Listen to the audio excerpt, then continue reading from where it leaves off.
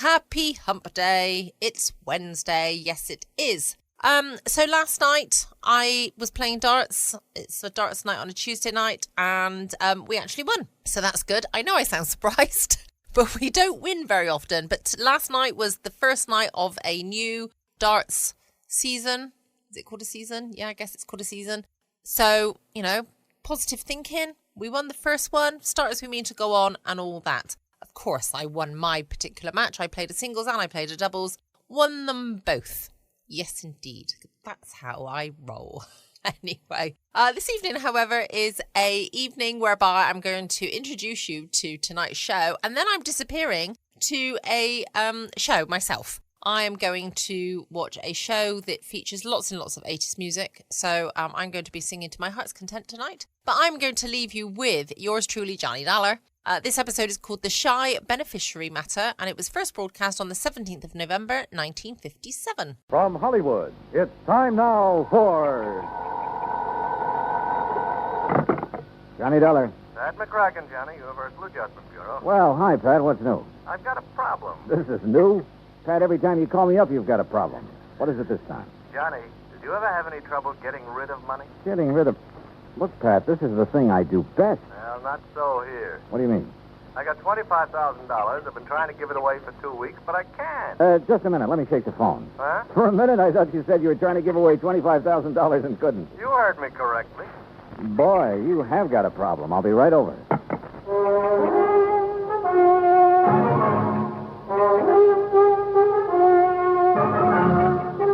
Bob Bailey in the exciting adventures of the man with the action-packed expense account. America's fabulous freelance insurance investigator. Yours truly, Johnny Dollar. And now, Act One of yours truly, Johnny Dollar.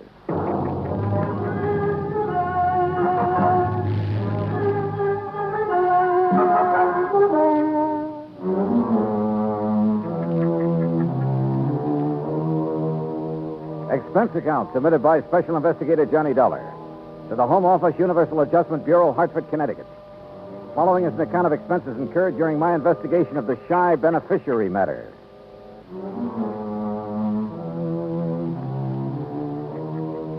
Expense account item one, $1.20 for a cab from my apartment to the offices of Universal Adjustment, where Pat was waiting for me, looking very snide.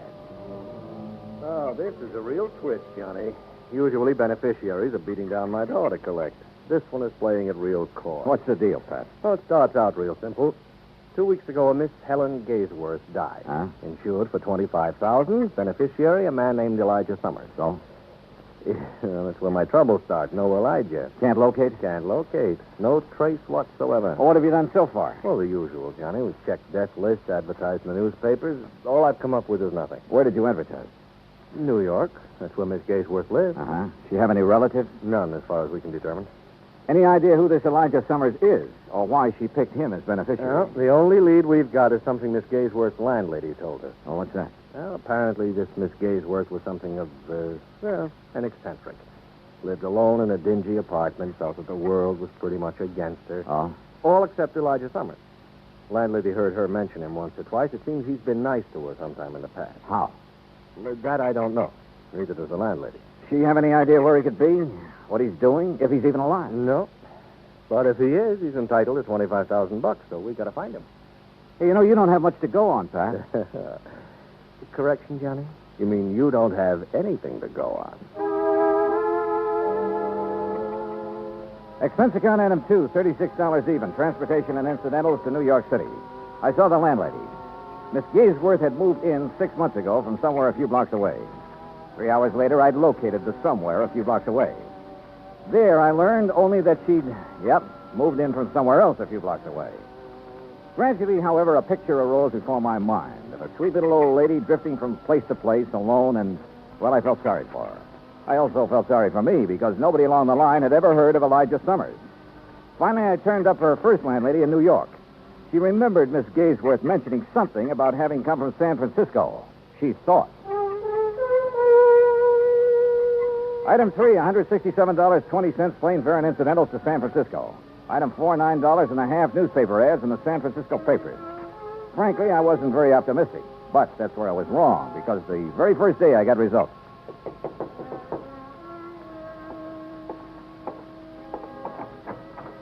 The results, incidentally, were blonde with brown eyes. Mr. Dollar? Yeah. I'm Janet Blake. May I come in? Oh, sure. Thank you. What can I do for you, Miss Blake? You're the one who ran the ad about Elijah Summers. Yeah, that's right. Has he answered it? Not yet. Do you have any idea where he is? No, none at all. That's why I advertised. Look, are you related to Mr. Summers? No. I'm a friend of his. Well, have you any idea where he might be, Miss Blake? Have you ever heard of a little town called South Fork, California? No. It's on the Yuba River, up in the Sierras, in what used to be some of the gold rush country. You think Elijah Summers might be up there? Maybe. What makes you think so? Just call it a hunch, Mr. Dollar. Just a hunch.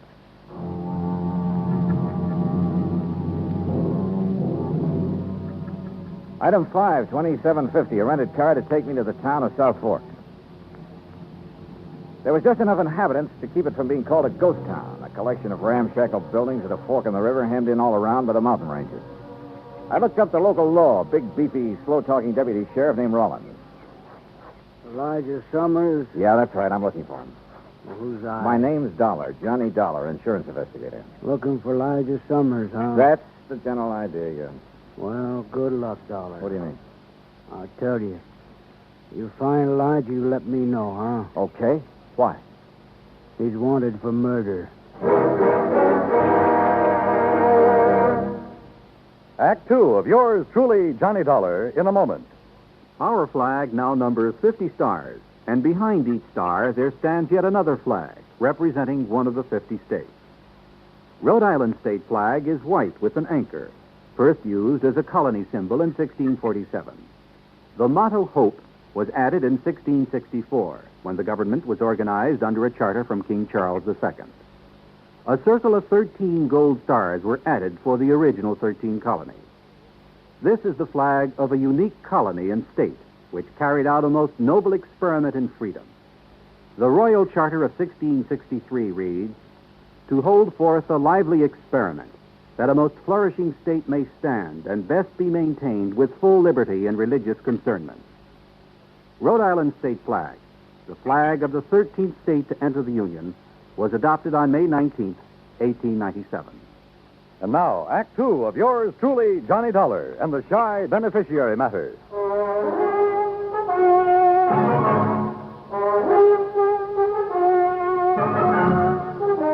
Now I knew why Elijah Summers was so hard to locate. After all, a man who's wanted for murder isn't exactly going to make himself conspicuous. How come you want to find Elijah, Dollar? He's a beneficiary of a life insurance policy, Sheriff, $25,000. I'm afraid the dough's not going to do him much good. Maybe not. Oh, sure, he's got to be brought in, tried, and convicted, but I figure that's largely a question of time. When did this killing take place, Sheriff? Last year. Here in South Fork? A ranch about 3-4 miles east of here. At Jess Tyler's place. Is Tyler the one who was killed? Yeah. Well, what happened? Well, Sir Elijah always was a funny old duck. Jess Tyler kept him around the place a couple years, sort of a hired hand. I see. Now, from what we could piece together, Elijah and Jess got in an argument about some work Elijah wasn't doing very good. Elijah went plumb crazy, shot Jess, and took off in the hills. I see. Jess's widow took it pretty hard for the better part of a year. I guess it was Ben Watts finally pulled her out of it. They was married just a month ago. Oh? She and Ben are living on the ranch. Straight out of town to the east, up on a rise. Okay. Can't miss it. Figure on going out there. Yeah, I thought I might. You any idea where Elijah might have gone? Matter of fact, I got a pretty good idea. Yeah? Over the next range of mountains is a place called Tough Luck Canyon. A couple of hermits in there panning gold. Gold? Well, they get maybe $3-4 worth a day. Enough to live on. Now, I got me a hunch Elijah's holed up somewhere in there. Have you been up there after him? 2-3 times. Well? Well, someone's got to be careful. That Elijah's a mean shot with a 30-30. Jess Tyler found that out. Besides, there's lots of places up in there for men to hide. Uh-huh.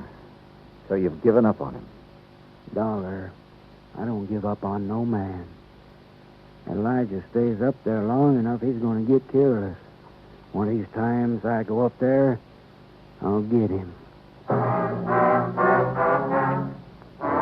got into my car and drove out to the Tyler Ranch where his widow Clara and her new husband Ben Watts were living. They were expecting me.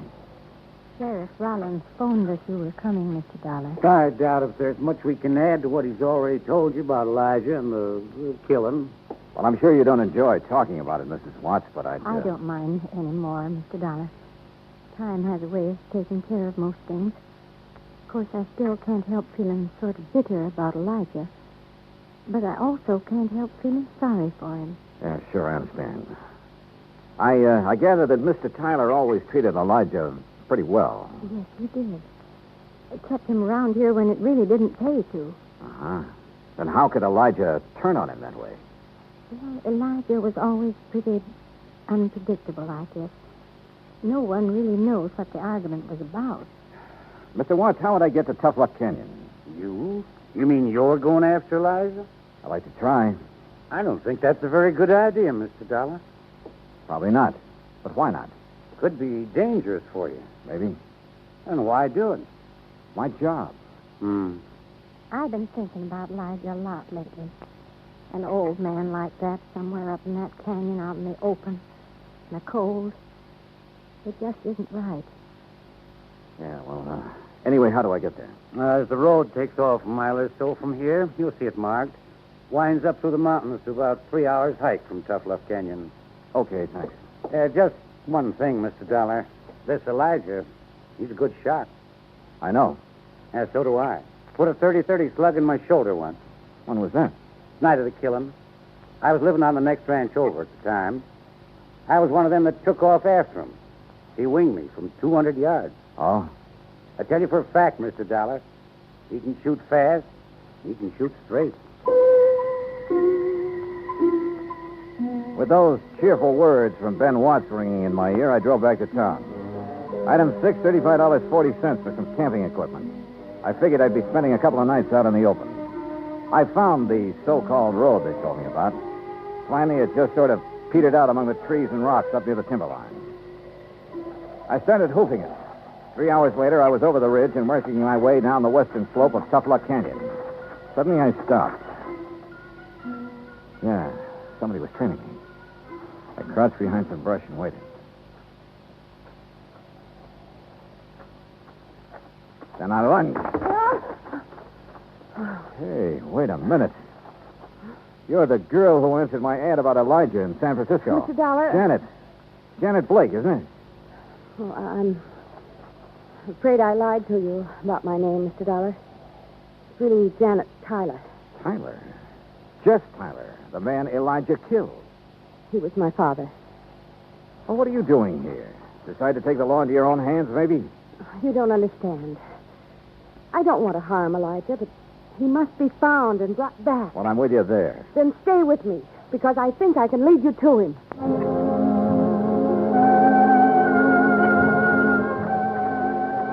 Look, Janet, we're nearly at the upper end of this canyon. Now, what makes you think Elijah's around this neck of the woods? Well, years ago, Elijah brought me up here. There's a little pocket in the rocks. It's almost a cave. Yeah? He liked it. Said it was his place. I recognized the landmarks. Get down. Well, Janet, looks like we finally located Elijah. The hard way.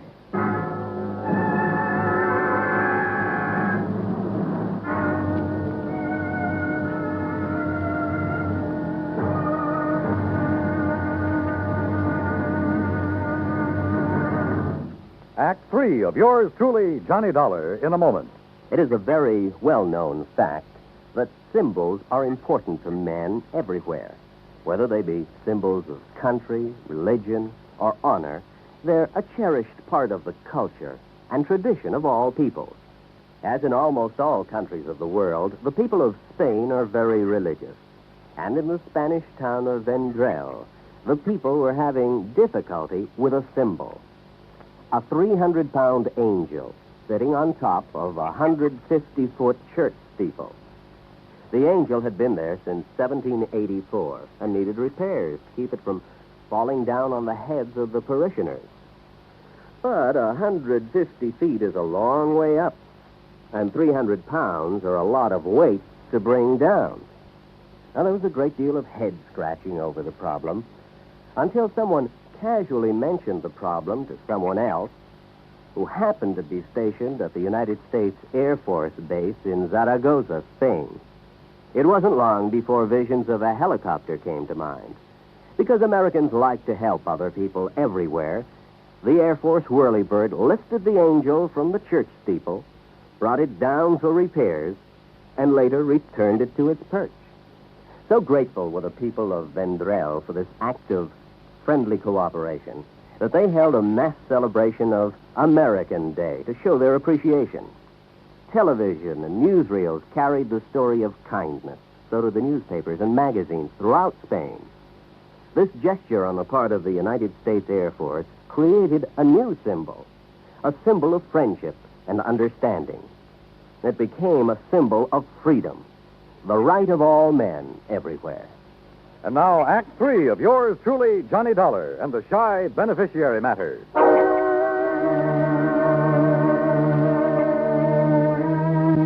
Yeah, we'd found Elijah Summers, all right. He was somewhere in the rocks above us there in Tough Luck Canyon. And I knew the minute Janet and I poked our heads up, we'd collect a slug. He had us pinned down, but good. Johnny, you think maybe it's... Stay down. Now, look, Janet, I still don't understand why you were so anxious to find Elijah. Johnny, you've heard him shooting at us. Yeah, you're right. What kind of shots do they sound like? Rifle. Matter of fact, a small caliber rifle. A 22, maybe? Like this? Where'd you get that 22 slug? This came from Elijah's gun the night my father was killed. But he was killed with... Hey, wait a minute. That's why I want to talk to Elijah. That's a good idea, and so do I, but how? I think you'll still remember my voice. Let me try. Okay, but be careful. Elijah? Elijah? Who's that? Janet. Yeah, go on. It's Janet, Elijah. Janet Tyler. Miss Janet? That's right. Who's that with... Dollar, Elijah. Johnny Dollar. I want to talk to you. I'm your friend. I know you don't. Please, Elijah, he's telling you the truth. We don't want to hurt you, but we must talk to you. That's the truth, Miss Janet. Yes, you know I've never lied to you. You there. Dollar. You got a gun? Yes. Toss it out in the open where I can see it. Well, if we've guessed wrong about Elijah, we're dead. I just know I'm not wrong about him. I sure hope not. Okay, here it is. Now stand up and come out into the open. Okay. Elijah. Hello, Miss Janet. Oh. Elijah, you look terrible. Have you been up here all this time living like an animal? Oh, don't you worry about me none. I've been getting along pretty good up here. By the looks of you, you haven't been getting much food. Enough to keep my eyes sharp, mister. Oh, I see that deputy sheriff fella come poking around here a time or two. He didn't even come close. And if he had have... I could have potted him easy with this. That's what I wanted to talk to you about, Elijah. That rifle of yours. It's a good one, Miss Janet. I remember when you gave me it 2-3 years ago for the grounds crew. Elijah, have you ever had any other rifle besides that 22? Nope. You're sure about that? Of course I'm sure. You see, yeah, I've took good care of it, too. I kept it clean and polished. Yeah. Look now, Elijah. Have you ever used any other rifle besides that one? Nope. Janet, your father was killed with a 30-30. I know, Johnny. That 22 slug you showed me a while ago. You said you got it the night your father was killed, that it came from Elijah's gun. I saw someone pry this slug out of his own shoulder the night of the killing. He threw it away. He didn't notice I was watching. Later, I heard him tell it around he'd been hit with a 30-30 slug. You mean your stepfather, Ben Watts? I was confused at first. I didn't understand. Then it came to me. Ben Watts was the one who'd killed my father. Elijah was probably trying to protect Dad and shot Ben with his .22. Yes, there was a big fight, Miss Janet. I don't just remember what all happened, but except all of a sudden they was chasing me. I run. Sure. Ben figured he could pin the killing on somebody like Elijah who wouldn't have a chance proving his innocence.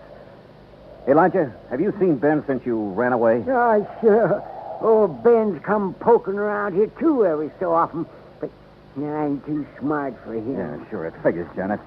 Elijah's a threat to Ben as long as he's alive. So Ben comes hunting up here every now and then. It's horrible. Well, of course, I gotta be real careful, because I only got a .22, and he's got a .30.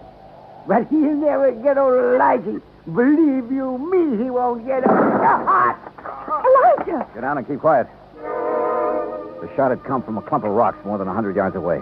I scooped up my automatic where I'd thrown it on the ground and started circling slowly, trying to get around behind the clump of rock. I'd almost made it when my foot slipped and sent a rock down the slope. He popped up then, ready to shoot, but lucky for me, his first look was toward the rock instead of me.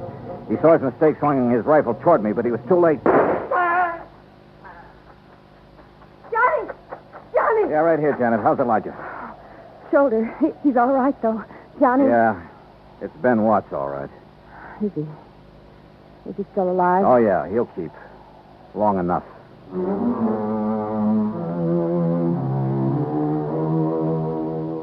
Expense account total, $410 even. Remarks? Well, I turned Ben Watts over to the local law. And I helped old Elijah fill out his claim for the $25,000 insurance money Miss Gaysworth had left him. It ought to keep him real comfortable for the rest of his life. You know, Pat, once in a while I get the feeling that this job of mine is worthwhile after all. Yours truly, Johnny Dollar.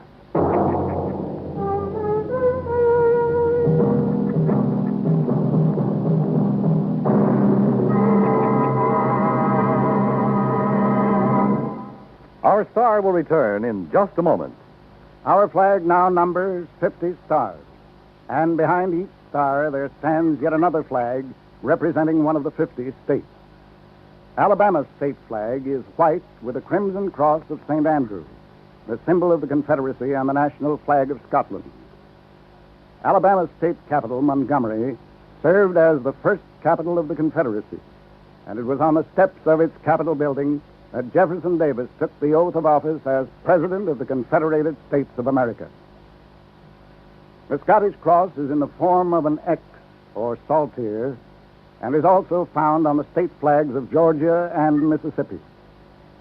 Perhaps it is the independent, rugged spirit of the Scots that recommended its national symbol to the Confederacy as a symbol of its rebellion.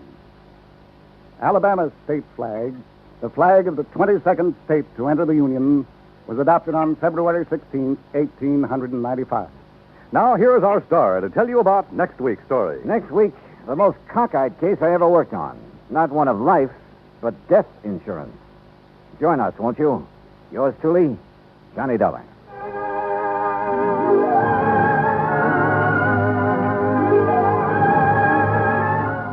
Yours truly, Johnny Dollar, starring Bob Bailey, originates in Hollywood. Written by Robert Rife, it is produced and directed by Jack Johnstone. Heard in our cast were Virginia Gregg, Jeanette Nolan, Larry Dobkins, Jack Crucian, Russell Thorson, and Howard McNear. Be sure to join us next week, same time and station, for another exciting story of Yours truly, Johnny Dollar. This is Dan Cubberly speaking. Welcome back. Hope you enjoyed the latest episode of Yours truly, Johnny Dollar. I will be back again tomorrow night from 6 p.m. GMT. I will tell you all about my 80s show that I've just been to. Yes, indeed. And I may even sing you some tunes. No, don't worry. It's not a threat. I won't actually do that. Don't forget you can check out my podcast page at patreon.com/Foxy Geek Girl. Can't wait to catch up with you all tomorrow night. Same time, same place. In the meantime, stay safe. Always be kind. Love you.